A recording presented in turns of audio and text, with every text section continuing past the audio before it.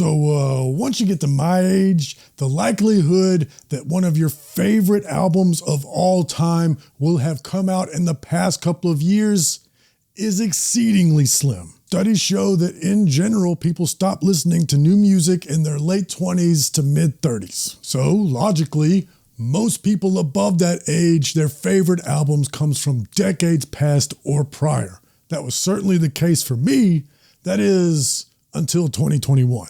But then in 2021, somebody in that Mount Rushmore got to get out. Because in 2021, I heard Rivers of Nihil, The Work, and it's no exaggeration to say that it changed my life. So when the good folks over at the Didn't Go Platinum podcast asked me to come on and talk about one of my favorite underappreciated albums, I already knew which one I wanted to talk about. So I really want to thank the Didn't Go Platinum podcast for having me on to nerd out about Rivers of Nihil, The Work, and consequently, my favorite philosopher, Albert Camus. So if you've ever wondered why I work so hard, what is this all for? Why is society set up this way? What's the meaning of it all? Then you will love Rivers of Nihil, The Work, and you will love this conversation.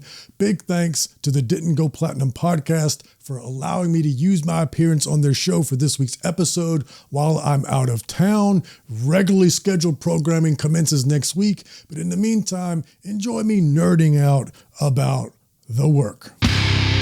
Hello and welcome back to the Didn't Go Platinum podcast, the podcast that looks at the unloved, the overlooked, the underrated and the forgotten from the world of heavy music. My name is Timberlitho Jones. I'm a music journalist and a die-hard metalhead, and I firmly believe that every single metalhead on the planet has at least one album in their collection that they're convinced that no one else ever listens to. This podcast is an attempt to bring some of those albums to light and get a bit more love for them. This month, I'm going to be delving into some deep philosophical questions that all revolve around the topic of work and what it means to our daily lives, what it means to our psychology, what it means to our mental health, and much, much more. And joining me for this is the wonderful Mr. Jon Barbas, the heavy metal philosopher himself, and our first transatlantic co-host for this show. Jon, how are you doing? I'm doing well, and thank you so much for having me. I'm quite pleased to be here. Excellent. Now, Jon, I imagine we've got quite a bit of crossover already with our audiences, but just for the people that aren't familiar with your work, what is heavy metal philosophy?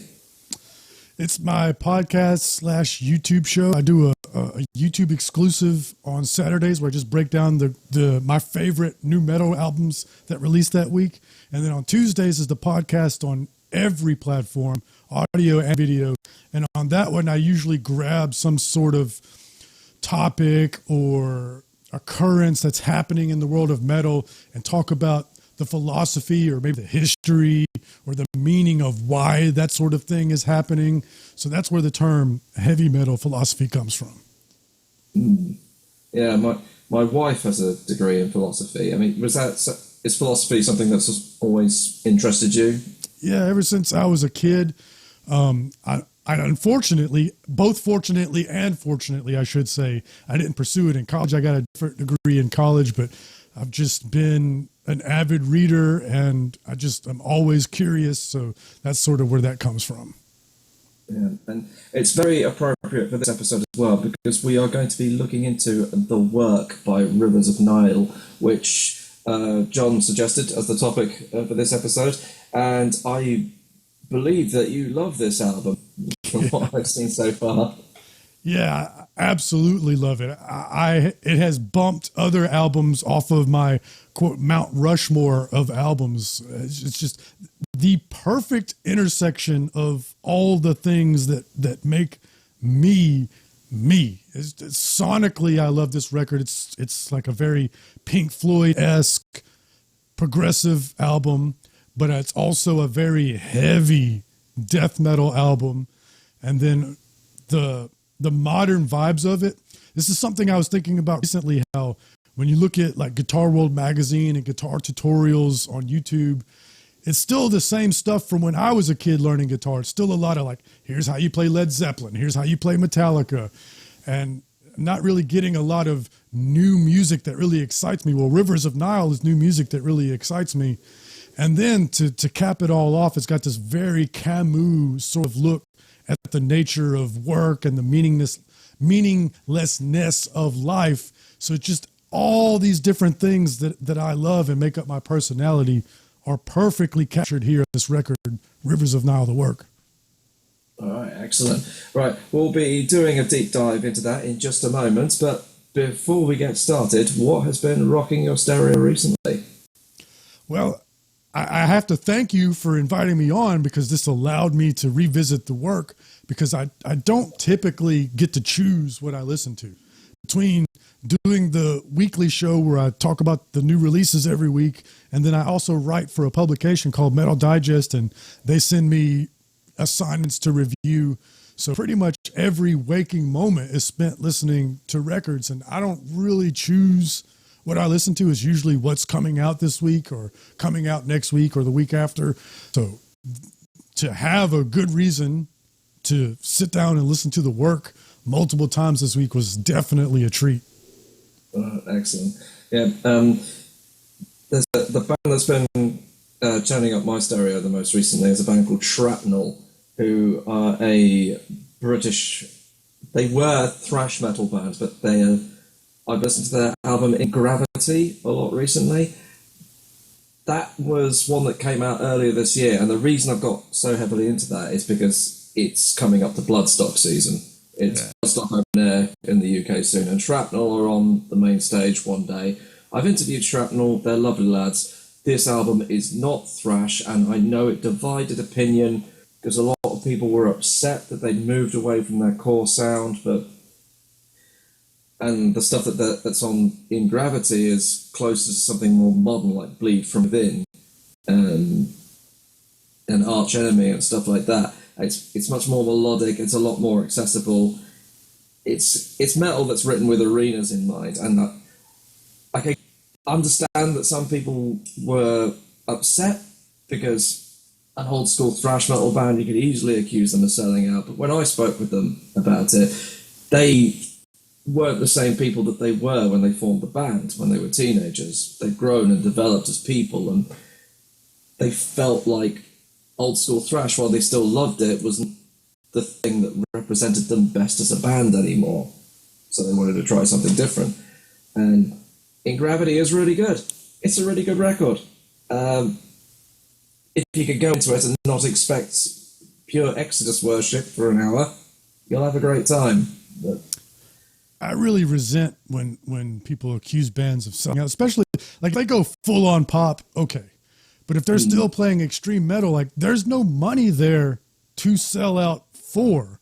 So I really dislike that. If they're still playing metal, great. And you called it Exodus worship. Like if that's what you want, then listen to Exodus. They're one of the best to ever do it. Just listen to them.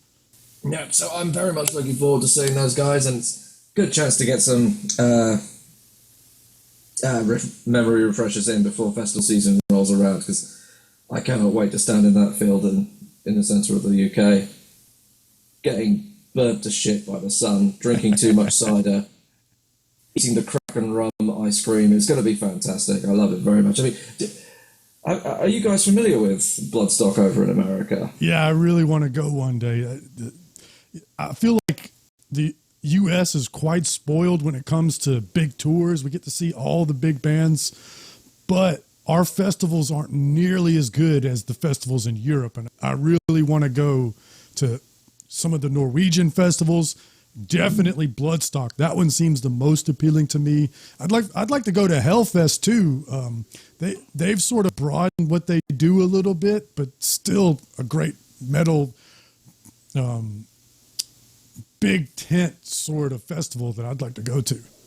Yeah, I went to Hellfest at the last in 2019, and it was enormous. I mean, you can look at the videos on YouTube of bands performing there, but you cannot appreciate how big it is until you're stood in this field, and everywhere you look there is black t-shirts. It's astonishing how big it is. Wacken, of course, is the one that everyone refers to as the Holy Land, but I think that Hellfest may have just overtaken it a little bit in the last couple of years. Anyway, we're here to discuss the work by Rivers of Nihil. This was released on September the 24th, 2021 on Metal Blade Records. It's the band's fourth album, and it's also the fourth album in a tetralogy, hope I pronounced that correctly, of records that also included their first album, Conscious Seed of Light, the follow-up, Monarchy, and the classic, Where Owls Know My Name, each of which represents a different season of the year, and the work represents winter.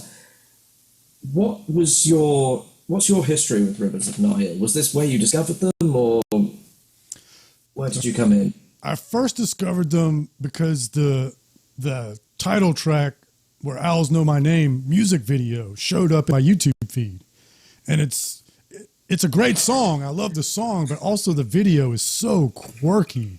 And you could tell that they really had fun with it. They didn't take themselves too serious. It also features Andy from the Black Crowned Initiate, and he would later go on to join the band for their most recent self-titled album. But just these weird dudes making a super weird video with a great song. It had a saxophone solo on it. So I immediately was like, what is this? And then, of course, I tracked it down and I listened to Where Owls Know My Name, and I was like, this is great. And it's hard to describe. I would say it's one of those bands that I like this band, but I didn't fall in love with them until I heard the work. When I saw that they were coming out with a new album, I was excited. I was like, yeah, I really like that band. They have something unique to offer. You know, they're quirky, they're good musicians, they sound different than everybody else. I like them. I'm excited for what they have to offer. But I wasn't like crazy, like, okay, like a new Opeth record's coming out or something like that, you know? But then when I heard the work and I saw the themes and I read the lyrics, that's when I was like, this is my band now. I am obsessed now. Yeah. I got into them on the same album, basically, Where Owls Know My Name, because some friends of mine are regular attendees of the Arctangent Festival in the UK, and that's where we get all the avant-garde and beard stroking and the prog metal, the math rock, all the clever stuff that has got a real sort of niche but very dedicated audience, and they loved Rivers of Nihil. I thought, I've got to check this out, and like yourself, just loved the fact that they had that saxophone on there. That instantly made them stand out for me. And Where Owls Know My Name was very much an instant gratification kind of album. It was something new. It felt unique. It had the similar sort of vibe to when Gojira first broke through with From Mars to Sirius, because this is something heavy as hell. It's utterly brilliantly done. And it doesn't sound like anything else in my record collection. The way that Gojira stood out against the backdrop of bands like Trivium and Machine Head, who were all the rage back then, I feel like Rivers of Nihil had the same kind of effect, even though they don't sound anything like Gojira. I want to make that abundantly clear. They're not a Gojira clone. But I think you can draw parallels between the two bands and how they're I would also compare them to Tool. And like you say, they don't sound anything like Tool. What I mean by that is, you know, some bands, they write a good song and they get a little lucky and they become successful. And then to me, there's some bands where I just don't see any universe where they don't become successful, because I can't imagine walking into a bar and seeing Tool in 1990 and not calling your friends and going, dude, I just heard the sickest band. I've never heard anything like this. And I would say the same thing about Gojira. First time I saw them in 2009, it was opening for Metallica. And I told my friends, I was like, dude, that was a fun concert. What about that opener? Like, we could not stop talking about them. Same thing with Rivers of Nihil. There's some bands that are undeniable. There's no way you don't tell your friends about them. You've got to stand out if you're an opener for Metallica as well. God, that's a hell of a double bill. Gojira followed by Metallica. It was Gojira, Lamb of God, and Metallica. Oh, Jesus, please. Making my heartbeat increase. Yeah, that's what I mean. I think the U.S. is really spoiled by big tours. We just don't have the really nice historic festival scene that Europe has. Yeah, we are blessed in that respect. Although they can be a bloody nightmare when it rains. One year I went to Wacken and it shit it down on the very first day. I only had one pair of shoes with me, and I was walking around in wet feet for wet shoes for the entire weekend. Horrible, horrible experience. Yeah. If you've not experienced that, you don't know how bad that is. Like, if you step in a mud puddle and it's nasty for a day, a few hours, like, yeah, it sucks. It's annoying. For more than a few days at a time, like, that's suffering. Also, if we have any US listeners out there who are thinking of trekking across for their first festival, bring hand sanitizer. I cannot stress enough how much diarrhea at a festival sucks. It is horrible. Right. Anyway, we've kind of skirted around this a little bit already, but as the name of the album suggests, it's built around the theme of work and the concept of work and what that means to us as individuals. So I know you've already done your own podcast episode about this on your own show. What is it about the work, and how does that connect with you on a philosophical level? Well, I think I come at it from two directions. The first I'll say is I'm a workaholic. And I don't mean that in the sort of stereotypical sense. I don't spend a lot of hours at my day job. Like, I work a normal schedule at my day job. Like, they get, what they need out of me, and I give them what they need out of me. But when I get off work, that's when the real work begins. That's when I start hitting the grindstone. I've long said that if you only work hard at your day job, then you're only working towards your boss's goals. Like, when I get off, then I start working towards my goals, and I just can't stop. I just working all the time.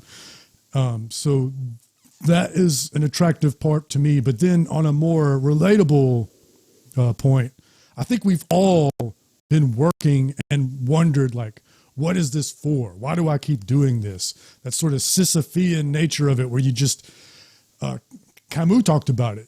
You get on the train, you go to the factory, you work 4 hours, you get on the train, you grab a bite to eat, you get back on the train, you work 4 hours, you get on the train, and then you rest to do it all again for the next 5 or 6 days to get that one day of reprieve at the end. And then you do it all over again until you die. And it's just, why do you do that? I think we've all felt that way, and those questions are certainly asked on this record, but also, and it was gratifying to hear this because I asked Andy about it when I interviewed him for their new self-titled record about the work, and he was saying, not working is like a spiritual poison, to which I very much agree with that.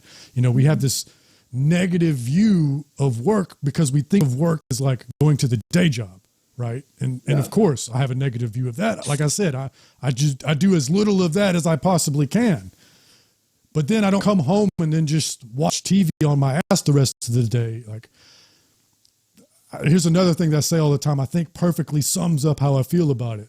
People always say on your deathbed you'll never wish that you had worked more. I disagree with that.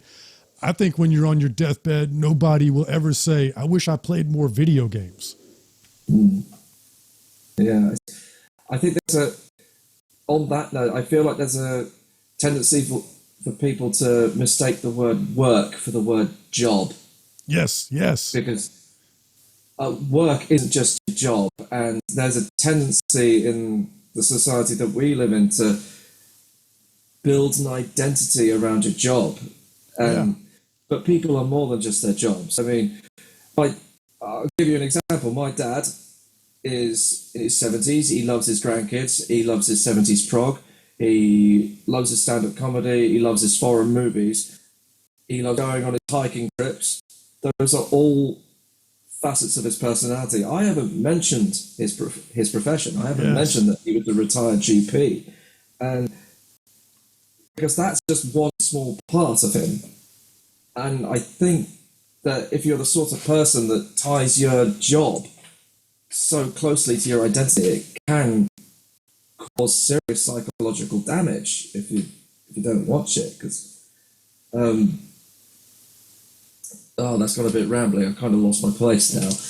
I remember having a chat with my boss once, where he was asking me what I was passionate about, and I was like, I'm passionate about the podcast. I'm passionate about heavy metal journalism and all this stuff. I'm passionate about looking after my kids. And so the job that I do, my day job, I don't do it because that's what I want to do. I do it to pay for the stuff that I do want to do. Right. I probably articulated that in a rather vague kind of way, but in a very roundabout sort of manner, it's don't tie your job to your identity. Yeah. I had a very similar awkward conversation with a boss from a few jobs ago. That guy was a maniac. Like, that's the guy that when I say workaholic, that's the guy you think of. That's the guy that's spending 90 hours in the office. And if I worked in a factory back then. I've worked in factories my whole life. I still work in a factory. I'm just up front now. But I would work minimum 60 hours a week back then. And if I wanted to do that, if I didn't want to work 70, he would try to make you feel guilty, like you weren't going above and beyond. And in my opinion, I was going 20 hours above and beyond already. But he would ask me things like, where do you see yourself in 5 years? What's important to you? And I couldn't answer him honestly because I knew what he was looking for. He wanted me to love the company. And it's like, I can't love this company that makes commercial refrigerators. Like, I'm not passionate about things that store frozen pizzas at the grocery store. Like, but I can't say that to him. My identity is as a metalhead, as an artist, as a thinker, but those things aren't going to help my career. And in his mind, he was trying to help my career by fixing my mindset, but I don't want my mindset to be fixed. Yeah, exactly. Freezers are fantastic. Yeah, sure. Life would suck if we didn't have freezers. Absolutely. But yeah, I bet there wasn't ever a moment in 5-year-old Jon Barbas' life when a parent said, what do you want to be when you grow up? He said, I want to work in a factory and make freezers. There's a couple of freaks on LinkedIn that talk about selling, multi-level CRM platforms to help systems as a service businesses thrive. Great. Right. I think you're lying. Right. Yeah. Is that what you do when you get off? Like, is that what you spend your paycheck on? Let me invest this so I can do more B2B.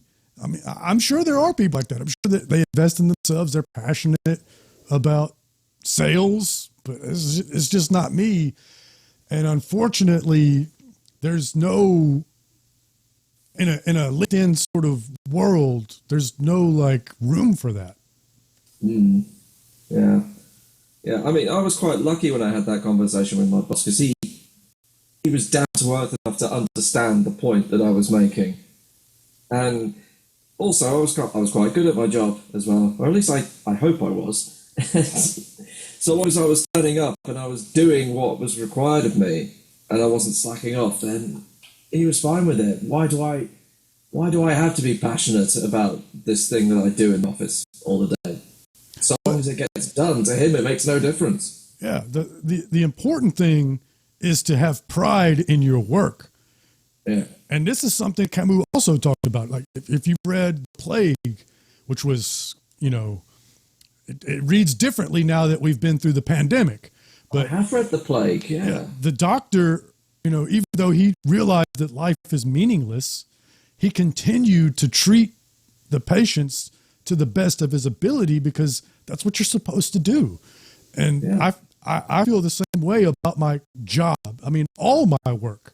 I want to do the best work that I can do. So when I'm at my day job, yeah, I'm trying hard to do it well, even though it's not my passion.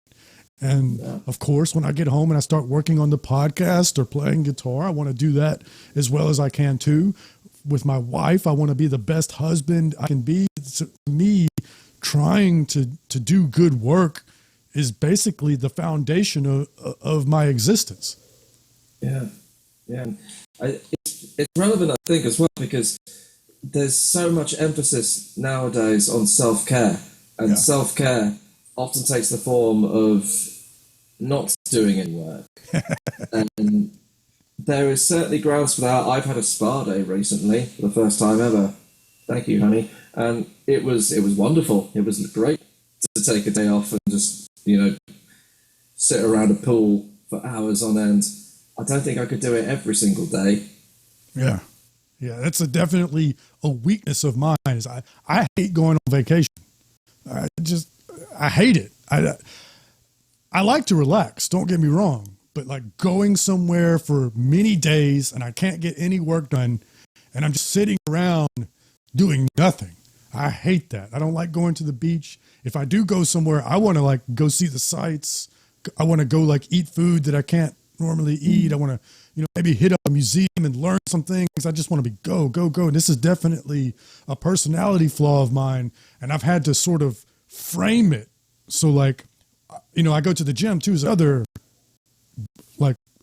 workaholic thing. I just like to work and I've sort of framed it in that same way. You have to take a day off from the gym. You have to recover. Like it's part of it. That's the job. That if you talk to a bodybuilder, which I'm not a bodybuilder. I'm just saying, if you talk to a bodybuilder, their job is to lift and then recover. They have to relax. It is their job to relax.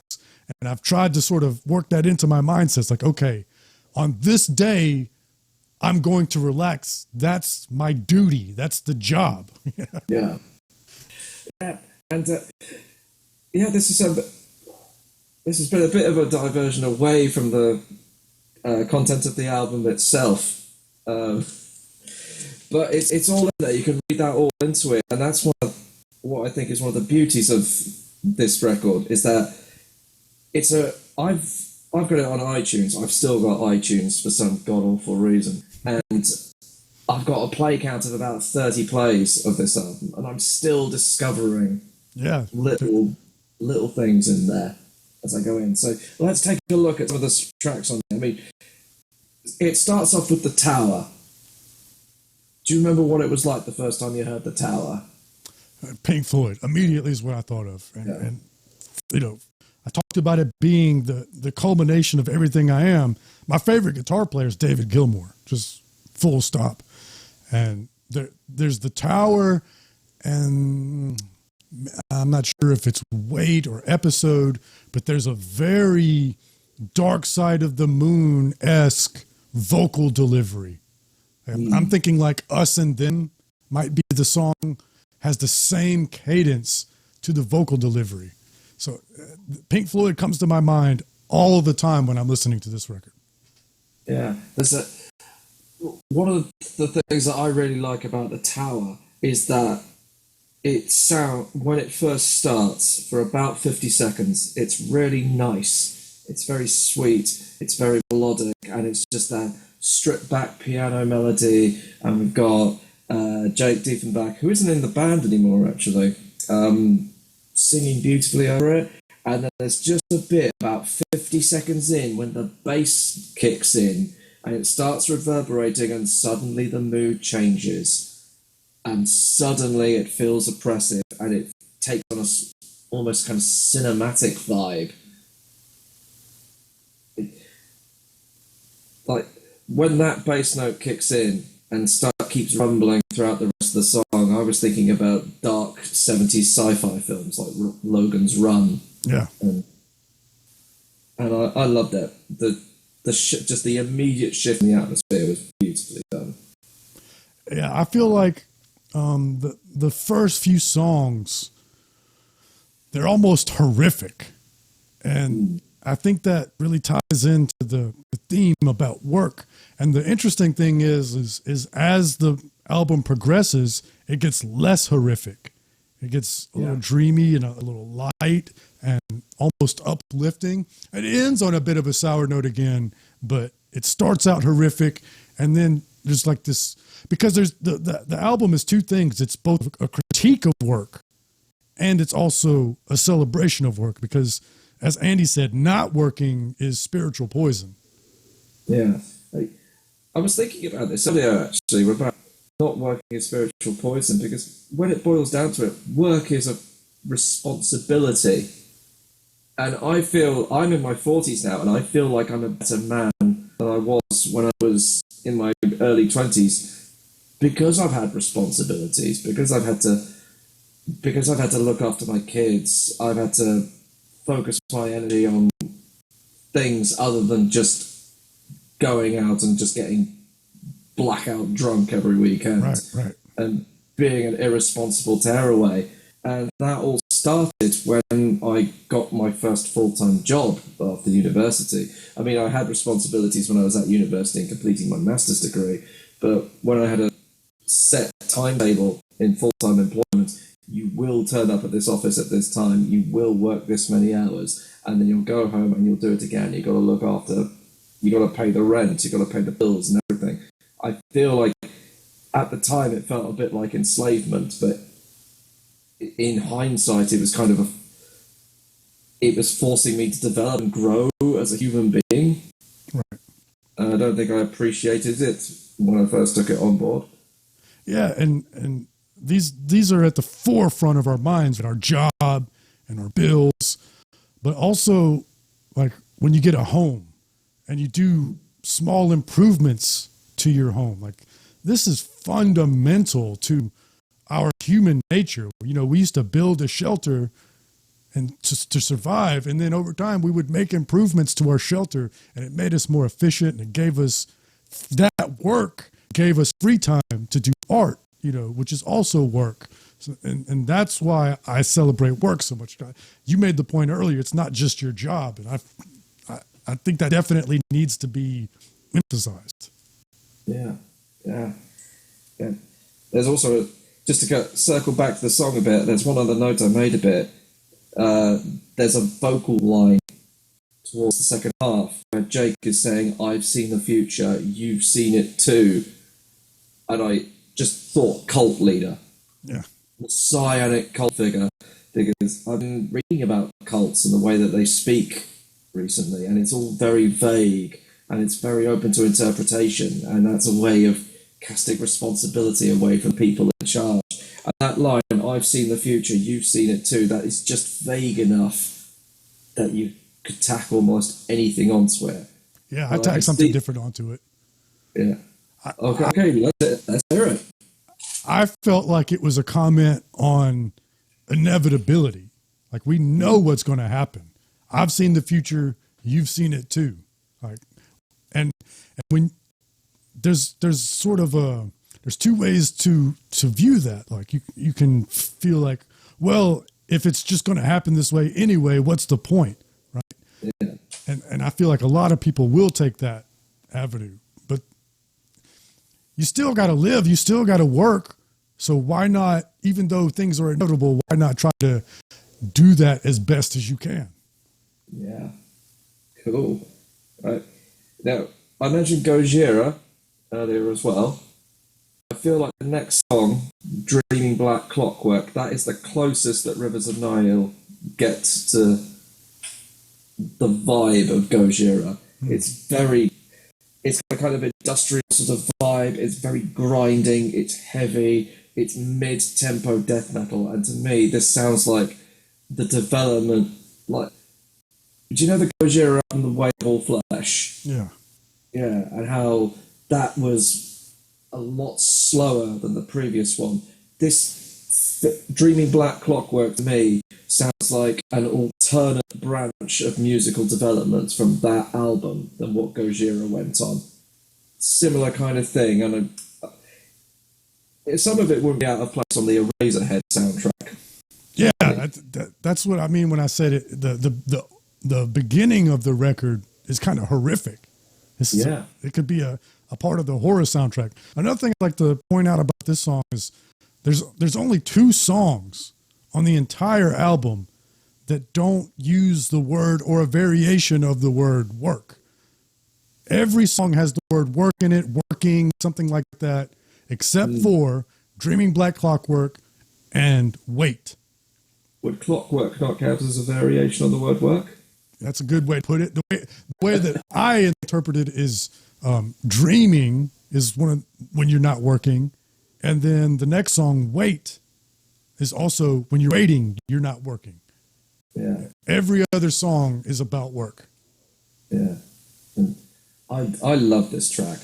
I was a huge fan of Where Owls Know My Name. And the first couple of times I listened to this album, I did have a bit of a, what the hell is this? This is really, this is a bit of a departure from what they were doing before, but I still kept coming back to this song, and the ending to it is just, it's over 6 minutes long, and I think something like the last 40 seconds is just this howling, wordless soundscape that it doesn't even sound like music. It sounds like some sort of typhoon that's hit. And the thing that brought to mind was the scene at the beginning of the first Superman movie with Christopher Reeve, where Krypton gets destroyed, and they're all the Kryptonians, they're all fleeing in terror. But where can they run to? Because the entire planet beneath them is about to erupt, and they're falling into the pit, and it's tragic, and it's hopeless, and they're completely doomed, and there's nothing that they can do. And that's the ending of the second track. So yeah, it's bleak as shit when it first gets going. Yep. Yeah. And then they follow that up with Wait. And then it gets dreamy. Yeah. And that's when it gets very, very Pink Floyd-esque. Yeah.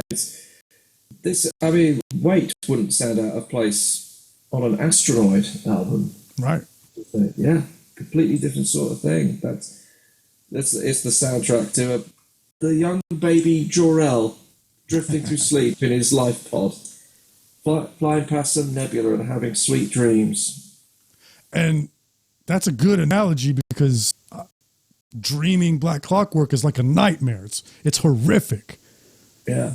But hopefully you don't have only nightmares when you sleep. Then maybe you'll drift off into a nice dream.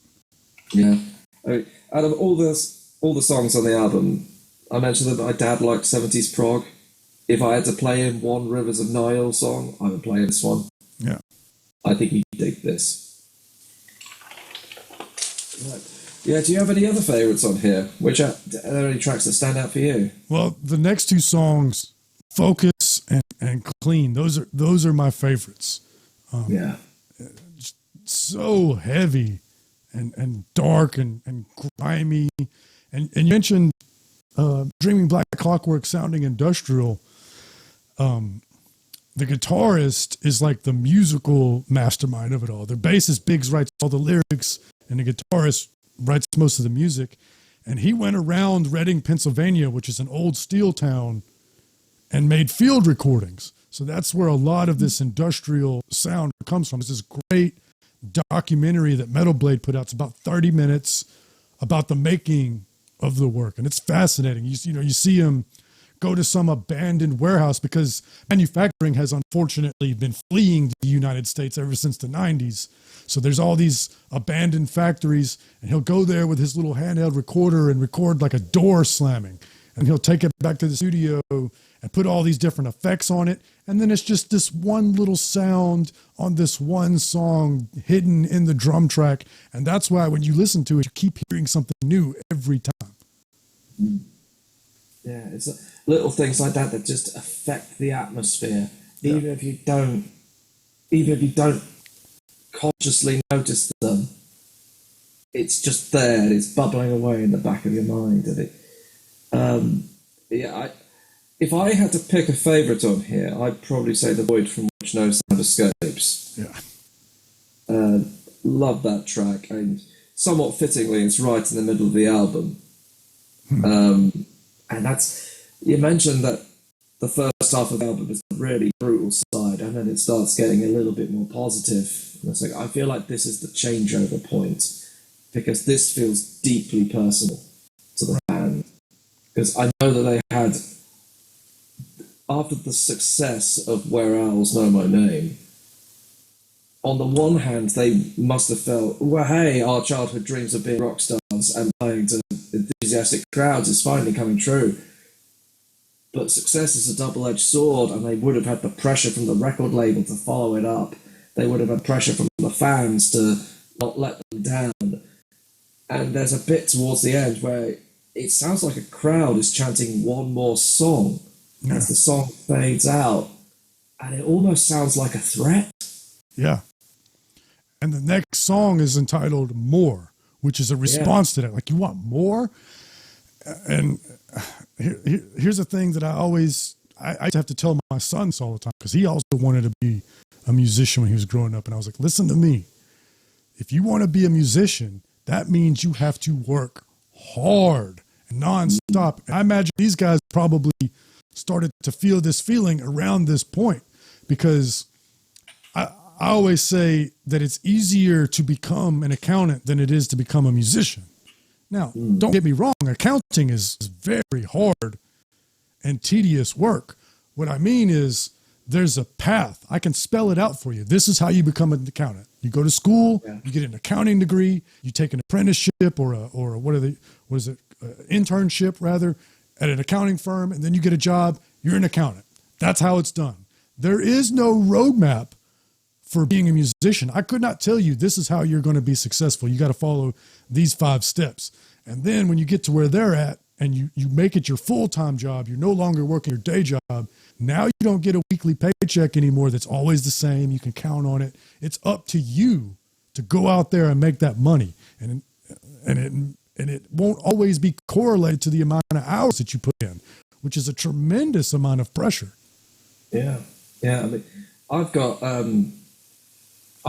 know a couple of people in bands, and I know a couple of people that have been in bands and now work in offices and do other stuff. And the thing that you see this in all creative industries, it's not necessarily the people that are the best comedians, the best musicians, the best writers. It's the ones that just don't stop doing it. Yep. They just keep going. I used to do stand-up once upon a time, and I swear to God, the funniest guy I ever worked with was just complete fits of laughter. Naturally funny guy. Never saw him bomb once. Barely anyone knows who he is. And the reason why is because I think it's just because he didn't put himself out there as much. I might edit this after. This feels very personal. Yeah, just bleep out his name, because I think that's an important point, because I've seen this a lot in music too. The really super talented people, just unbelievable musicians, but they don't grind, and I understand, because if I wasn't doing this show and music, I wouldn't be on social media. I hate doing it. I hate it, but you got to do it. Just you got to play the game if you want to be successful. And I just know so many people that never left their house, proverbial house. They did move out. I'm just saying they're great musicians, but they don't put themselves out there because whatever the reason is. I think it's difficult for artists to take on that blue collar mentality and grind.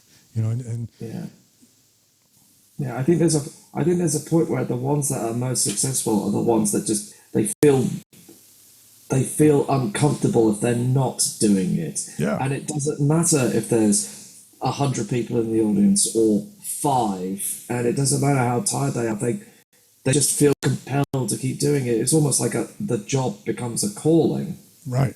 And this is going to be a bit of a weird link to make, but have you seen the film Angels and Demons, the Tom Hanks movie?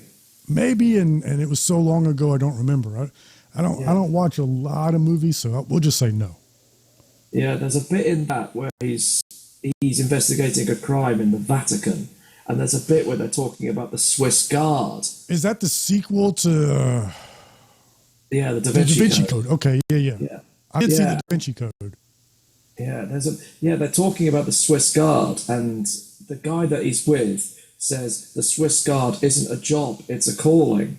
Yeah. And that kind of applies to professional musicians and people in creative industries as well. It's because you're not going to walk past the Vatican and see a sign on the door that says help wanted, apply within, Right. and then after a couple of job interviews be a Swiss Guard. You've really, really got to feel it within yourself and pursue that with every fibre of your being, to the extent that you feel incomplete if you don't do it. And that's not true of all jobs. Yeah. But I think it's akin to this.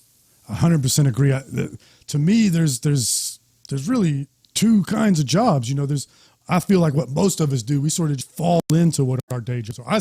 I certainly just fell into it. I went and applied at the factory, and I had no idea that I was going to make a career of it. Like I didn't. So I went from commercial refrigeration to designing cotton gins, and then from there, now I'm a coordinator over other engineers. I never set out to be an engineer. That was not something I wanted to do. I certainly never imagined that I would be working in cotton ginning. Like, it just sort of fell into it because I needed a job, and I happened to be good at it, and things progressed from there. But there's some jobs you cannot get them unless you attempt to get them. And that's both good and bad. Politician, you can't be elected unless you run for election. You can't just fall into being a politician. And like soldiers, I know a lot of soldiers, and there's a lot of soldiers that, they join and they do their service and then they're done. No harm, no foul, honorable, everything, but then there's some, and those guys are professional soldiers. So when they're not at their station, they're lifting weights, they're studying. And those are the guys that become officers. You can't fall into being an officer. You have to go for it. Yeah, exactly. And whilst we're thinking about the grind, there's a line in this album that I think encapsulates the whole thing. And that's the line in the song Episode where he screams, "Do the work, I know it hurts." Do the work, I know it hurts. That almost sums up the whole thing. And that's the kind of line that I wish I had programmed So I wish this album came out when I was 20, because then I would have got that set up as an alarm clock, so that when it's 6 o'clock, it's winter, and I had a 10-hour shift that I really didn't want to do, that was screaming in my ear first thing in the morning, because you gotta do the 10-hour shift. It sucks, but there's reward at the end, and your life is better for doing it. 100. I wish I had that back then too, because not just for my job, again, for music. Like, there's so many times when you're not inspired, and you should just pick up the guitar and try to write a riff anyway. I know it hurts. It sucks when you got nothing. Keep plugging away at it. When you're writing, I'm listening to this very basic album. It sounds like every other death metal band I've ever heard, or stoner metal. Jesus, it all sounds the same. It's very hard to be inspired and come up with the words to describe this record that aren't the same as the words as the last stoner album you reviewed. But you got to put the pen to the paper, type, whatever you do, you've got to put in the work, and sometimes something comes out of that. And more things will come out if you do the work. I know it hurts, even when you don't want to. You have to.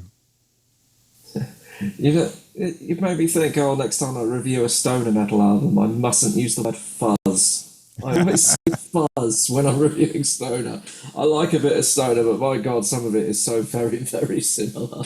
Yeah, when it's good, it's like my favorite genre.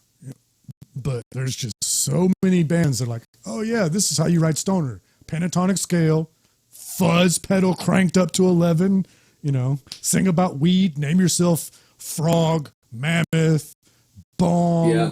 Green, There are a lot of mammoth bands now. aren't yeah, there? or Slug, or Acid. Like, it's the only genre where I can look at their name and know what subgenre they are immediately. Yeah. Yeah, there's a weird number of slug-related bands out there as well. I don't know if they're still active. Sludge were fantastic. Hmm. And there's a UK band called 10 Ton Slug. I love who- 10 Tongue Slug. Yeah. That's a great example of when it's good, it's so good. Yeah, I mean, that band was around in the UK for years, absolutely years before they got their first album out. But probably shouldn't be surprised that it took them so long, because slugs move very slowly, no legs.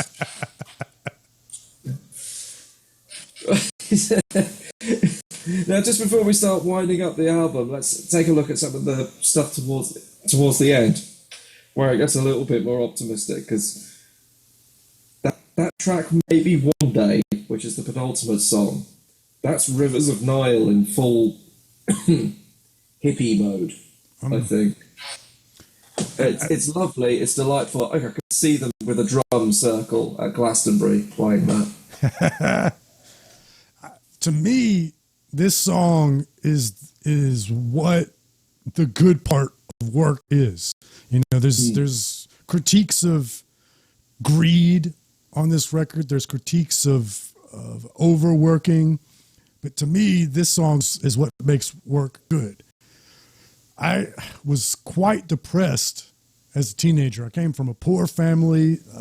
It was a broken family, a tumultuous childhood. I was a minority in the South of America. It just was not a fun time. And I was quite hopeless. I also made some pretty poor decisions, landed myself in jail, and thought my life was ruined forever. So it was hard to be me for a minute. And then I got the job at the factory. I got some stability, and I decided I need to finish what I started, because I was a smart kid. I got a scholarship to go to school, even though I was a stoner layabout in high school. I got a scholarship, and I was going to college when I went to jail and fucked everything up. And when I got the job at the factory, I thought I should finish what I started. And I went back to college, and here's where the point comes in. Suddenly I had a maybe one day in my mind. I had this idea in my mind. When I get this degree, I'll have options. I can get a better job. I won't be a loser. Maybe one day, if I just keep working, and then I can afford the guitars that I want. Maybe one day, then I'll be middle class. Maybe one day I'll be able to have a nice wife. It's not, a drug-addled, gonna cheat on me. Just keep working. Maybe one day things will be better. That's so important about work. We talked about wishing things when we were younger. I wish I would have been in the gym back then, because then I could have seen these small wins. When you're in college, when you're working in your career, you don't get a promotion every week. You're not graduating every week. These are far off goals. But when you're in the gym, you make a little bit of progress every week, every month, every 3 months, whatever it takes. And those little small wins can sustain you and boost your mood. And I needed that so bad back then, that maybe one day. Yeah. There is a part of me that almost wishes that the album finished with this track. Yeah, because the actual ending goes back to being bleak. Oh, God, yeah. I mean, the closing track, Terrestria 4, Work, is... Well, let's not be about the bush. It's a bloody masterpiece. It's really, really good. It's 11 and a half minutes of just heavy death prog. There's about 4 different genres piled into this track. There's tempo changes. It's got that massive big finale, and I love that the very final lyric on the album is just Jake shouting, "Do the work," again, and it's loud and it's echoing and it desperate and it's hopeful at the same time, but it's also that as a whole, that song is also bleak again, and it ends it on a much darker note than it would have if they finished on maybe One Day. And it's important to point out this is Terrestria 4. This is not just the ending of the work. This is the ending of the 4-album seasonal concept. Yeah. And he's saying, do the work. Yeah. You could almost say it's just like the final song of this era of Rivers of Nihil as well. Absolutely. They've just had their 5th album out. I think it was a week ago at the time of recording this. And Jake is no longer in the band, it's a different lineup. And it does sound a bit like a reset. Mm-hmm. And it's self-titled. It's stripped down. It's not a concept album. Although there are themes, very Rivers of Nile themes. Rivers of Nile talk about light, goodness, darkness, all the time. Yeah, great stuff. Okay, so that was the work by Rivers of Nile, and quite a lot of philosophy about the nature of work. Now, if I was to sum up this album and why we're featuring it on this podcast, because it is quite a celebrated record, I would have to sum it up as the work is the critic's favourite Rivers of Nile album, but Where Owls Know My Name is the fan choice. And I think a lot of people that liked Where Owls Know My Name probably got turned off them a little bit by this one. There's a marked difference. And you alluded to it with thrash metal. Fans don't like it when bands change sounds. I understand a little bit, but I also don't. Like, there's only 2 bands. I'm sure I'm leaving somebody else. There's only 2 bands that I've ever heard that never changed their sound that I just thought, yeah, I like everything that they do. That's AC/DC and Seven Dust. Okay. Yeah. I thought you were going to say Motorhead and Slayer. But oh, hey, see, I did forget somebody. Motorhead. Absolutely. Yeah, Motorhead can do no wrong. But these are like creme de la creme bands. Most bands, they can't get away with doing the same thing every time. We would be so bored. And in fact, those same people would criticize them if they put out Where Owls Know My Name Part 2 and it sounded exactly the same. They go, this sounds exactly the same. But now that it sounds different, they're like, hey, this is a change in sound. I don't like this. So, it's just, you can't please everybody, especially on the internet. Yeah, I mean, this one, compared to Where Owls Know My Name, is the songs are a bit longer, and notably, the saxophone is a lot less prominent. Because that was one of the most striking things about Where Owls Know My Name. It was, holy shit, this is a technical death metal band, and there's a sax solo.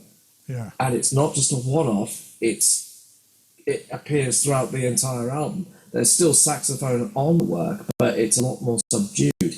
And if you weren't paying full attention, it could completely pass you by. And I remember when Where Owls Know My Name came out, there was a whole lot of talk in the critical side of things about talking up the saxophone, and it almost made the saxophone the key selling point. Yeah, I think they resented that. Yeah. And that must be why they dialed it back so much on this. But they knew they couldn't not do it. Yes. Yeah. Yeah. I think At the Gates took some of the pressure off them in that respect, because there was an At the Gates album with saxophone on it. I didn't actually like that album very much, but I don't remember liking it. Now I need to go back and listen to More again, because I wonder if because the title is More ? And it's the band saying that to the audience after the end of The Void, where you said they were saying one more song and then the more, now I want to listen to that song and see if there's a saxophone on it, because I don't remember off the top of my head. Yeah. The Nightmare of Being. That's the At the Gates album with saxophone on it. Sorry, I just looked it up on my phone. That was the same year as this album, actually. Wow. Oh. God damn. Time is meaningless now, isn't it? Indeed. Yeah. I think one of the points about this, of course, is that this was Rivers of Nile coming back after the pandemic.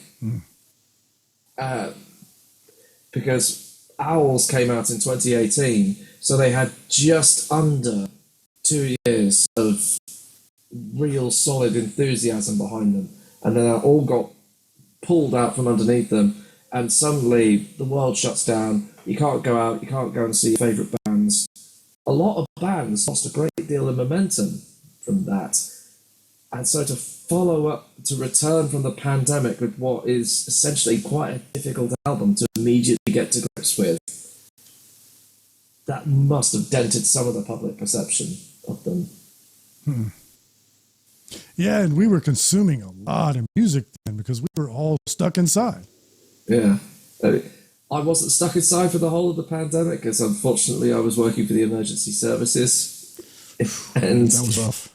Yeah, I mean, I don't want to, give myself any kind of false heroism vibe or anything. I was back office staff. I was not out there dealing with the first-hand experiences of the COVID pandemic by any means. I was filling in paperwork for the people that really were doing the work.